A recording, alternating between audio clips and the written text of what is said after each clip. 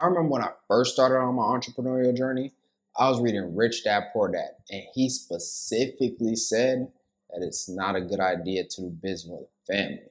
But I'm hard headed and I like to learn the hard way. And I had to go directly down that alley and I learned something.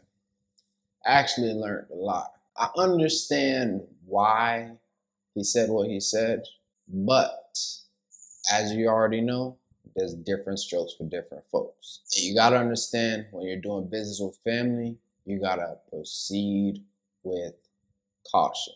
Just because they bleed red and y'all got the same genetics doesn't mean that they're trying to help you get ahead. I came to a realization that there's a huge difference between family and relatives. And 19 Keys hit the nail on the head with this one.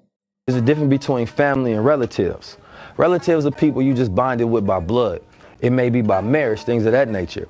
But family is people who value you, that invest in you. You know what I'm saying? People you tell about their dreams and they do something actionable and you have that reciprocal relationship with. That is an action. And so that helps you break down who is family and who is relative. Sometimes it might become a short list like, damn, none of them is really family. They just related. And a lot of times you end up wanting your family to support, but they don't. That's not how it works. The people that's too close to the light get blinded by it. And so a stranger will support more because they'd be farther from you, but they see that light that you have is even touching them, and they can see how far it's going. There's a difference between family and relatives. Relatives are people you just bonded with by blood. It may be by marriage, things of that nature. But family is people who value you, that invest in you. You know what I'm saying? People you tell about their dreams and they do something actionable and you have that reciprocal relationship with. That is an action. And so that helps you break down who is family and who is relative. Sometimes it might become a short list like, damn, none of them is really family. They just related. And a lot of times you end up wanting your family to support, but they don't. That's not how it works. The people that's too close to the light get blinded by it. And so a stranger will support more because they'd be farther from you. But the way that he articulated that message was eloquent. It was clear and concise. And if you don't listen, then you'll have to pay the price. But the whole idea of not doing business with family is not true. And it isn't even advantageous for you. Because what I've learned is that you shouldn't do business with family just because they're family. But you do have family members that it will benefit you to do business with. The ones that you work well with. If there's a good synergy and the right energy, then there's no problem if y'all decide to build with one another. Because if you really think about it, family is a business, but you have to put the right pieces in place so that you can work with one another. The problem is when you're trying to do business with a relative that isn't on the same page. Because if there's malice while you're trying to build your palace, then it's just going to create turmoil and everything will spoil. And that's going to cause your blood to boil. Moving down here helped me to understand that there's a lot of people that are trying to come up off you and very few people that are trying to come up with you. But when you meet people that are trying to come up with you, cherish those people and treat them right, because there's very few people who are going to try to come up with you. And that's one of the main reasons that I stay far away from people, and I've learned to work with the willing, because I'm fulfilling my destiny and I want to bless the people that are blessing me. I also listened to a clip by Deion Sanders earlier today, and he was talking about how people don't love you for you. They love you for what you do. And I want you to hear it too. People don't love you. They love what you do. And when you cease to do what you do, they love what cease as well. They don't love you, man. Some people get intoxicated thinking they love them just because they're cheering and yelling.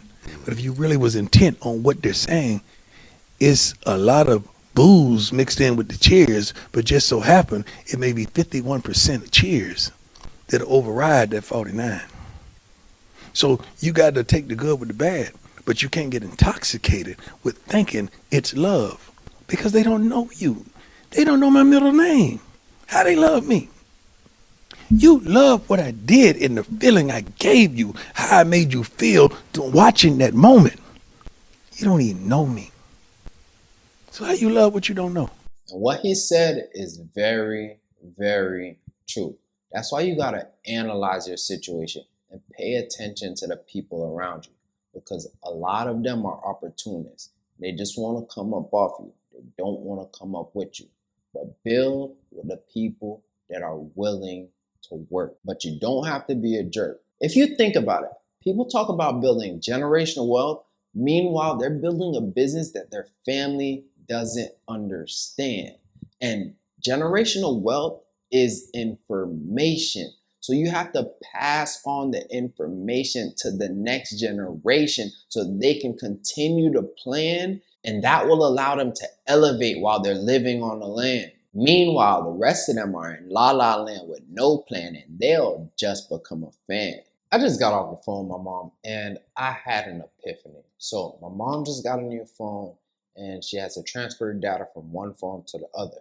But she does not know how to do it. And if you know about the older generation and technology, it is not an easy situation, because you'll explain it to them and they don't know what you're explaining it to them, and they don't know how to do what they don't know how to do, and it makes life a lot more difficult.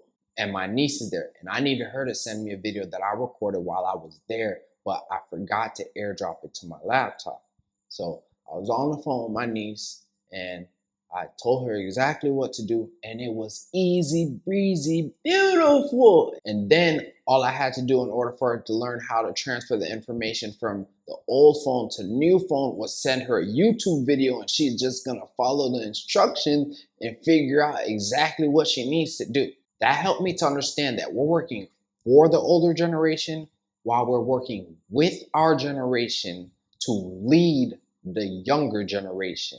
And we have to lead by example, because everything that we do, they will follow. And if we lead them in the wrong direction, it's going to be a tough pill to swallow. But still, even in that case, you have to figure out who you can work with and without, because not everyone is going to continue along your route. And it's simple. If they don't want to fall in line, you're going to have to let them fall behind. But if you want to roll the dice, you'll just have to pay the price. Anyways, have you tried to build a business with your family?